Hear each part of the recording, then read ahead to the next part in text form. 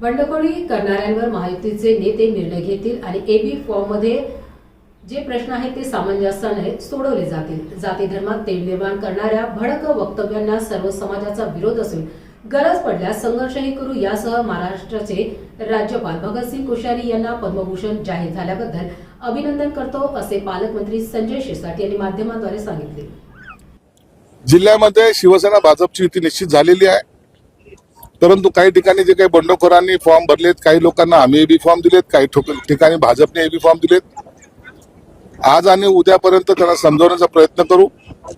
निश्चित काही लोक उमेदवारी अर्ज मागे घेतील अशी मला अपेक्षा आहे, आणि जर नाहीच घेतले तर काय कारवाई करायची किंवा काय रणनीती आखायची हे दोन्ही पक्षाचे नेते मिळून ठरवतील आणि याचा निर्णय उद्या दुपारून होईल। पण त्यांच्याकडे बी फॉर्म आहे, ते तर पक्षाचे अधिकृत उमेदवार होतील ना।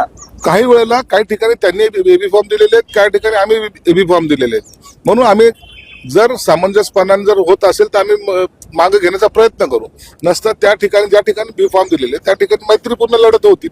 धाराशिव मधला लक्षात आला असेल कालचा मुद्दा तुमचे बी फॉर्म शिवसेनेचा एबी फॉर्म भाजपला वाटलेला, त्यामुळे पालकमंत्र्यांच्या समोर जवळपास 3 तास गोंधळ घातला सगळ्या शिवसैनिकांनी। धाराशिव मध्ये थोडा गोंधळ उडाल्याचा लक्षात आलेला आहे। त्या ठिकाणच्या शिवसैनिकांनी तक्रार केलेली आहे आणि त्याची दखल एकनाथ शिंदे साहेबांनी घेतलेली आहे। एक महत्त्वाचा प्रश्न संजय राऊतांनी टीका केली काय भगतसिंग कोश्यारी यांना पद्मभूषण जो पुरस्कार जाहीर झाला आहे, खरं तर त्यांचं अभिनंदन केलं पाहिजे।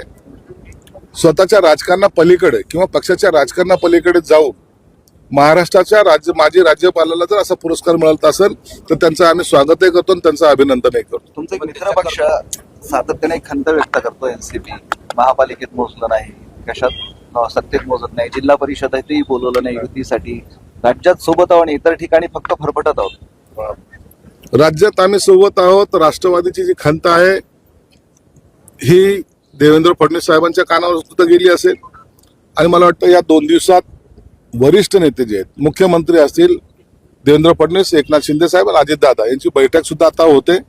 त्या बैठकीमध्ये याच्यावर निश्चितच विचार केला जाणार आहे। आज एक विधान आलं मुंब्रा हिरवा करू, नंतर महाराष्ट्र हिरवा करू, आता भारतही हिरवा करू असं म्हटलं जातं। जाणीवपूर्वक निर्माण करणारे वक्तव्य निर्माण होते। नाही, त्यांनी जे काही वक्तव्य केलंय त्याचा प्रत्येक समाज घटकांनी विरोध केलेला आहे। अशा पद्धतीने वक्तव्य करून त्यांनी काय मिळवलंय किंवा त्यांची चाल काय ही लक्षात येते। हा देश कुणा एका जाती धर्माचा नाहीये, हा देश कोणा एका माणसाचा नाहीये। या देशाची संस्कृती जपायचं काम प्रत्येक भारतीय करतो, म्हणून त्यांनी केलेलं वक्तव्य मुसलमान समाजाला सुद्धा आवडलेले नाही। परंतु मस्ती आणि असलेली त्यांच्यामुळे असलेली गुरुमी हे आम्ही सर्वजण निश्चित काढू, त्याची चिंता आम्ही करत नाही। किती आव्हान द्यायची दे, एकदा जर रस्त्यावर आलो तर मग त्यांना पळती होई थोडी होईल। म्हणजे काय अर्थ काय याचा म्हणजे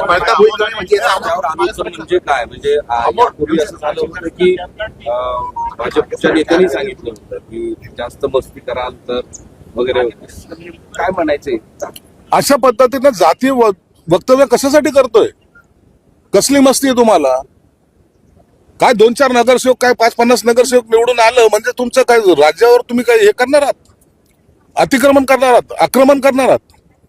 ही सर्व हैदराबादी चाल जी आहे ना, ती आता सर्व भारतीय किंवा आपल्या महाराष्ट्रात सर्व जनतेला कळालेली आहे। असं वक्तव्य करून जाती धर्मामध्ये तेढ निर्माण तो करतोय, आणि हे तेढ निर्माण करणं म्हणजे जातीमध्ये संघर्ष पेटवणं आहे। म्हणून त्याच्यासाठी प्रत्येकाने त्याचा विरोध केला पाहिजे, आणि म्हणून आम्ही तर निश्चित करू, परंतु संघर्ष करायची वेळ आली तर आम्ही संघर्षही करू। पण हे प्रकरण कायद्याच्या मध्ये पोलिसांमध्ये तक्रार देणं किंवा अशा गोष्टी पण का जात नाही? कारण काय असं जर नुसतं आरोप प्रत्यारोप राहिले तर त्याचं मुळामध्ये त्याची तक्रार केलेली आहे। जी नगरसेविका निवडून आली तिने माफीनामा सुद्धा दिला, परंतु तिथे जाऊन त्यांना तिला उचकवणं, त्या स्टेटमेंट पासून पुन्हा घुमजाव करणं, हे अशा पद्धतीचे जे करायचा प्रयत्न करतायत की तू आता हे भडक विधान असंच राहू दे, हे जे काही दबाव तंत्र वापरायचा प्रयत्न करतात त्याचा आम्ही निषेध करतो। शरद पवार